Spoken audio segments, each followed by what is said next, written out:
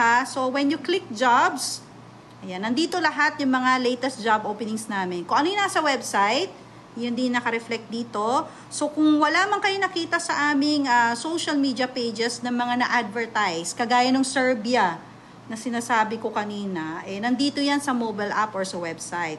Yan. So, once na nag-inform sila from our recruitment team, natatanggap na tayo for walk-in ng mga positions under Serbia, i-advertise natin yan sa ating mga social media pages. But for the meantime, para sa hospitality jobs, yan, assistant cook, kitchen porter, front desk receptionist, janitor, chambermaid, ayan, that's for Serbia.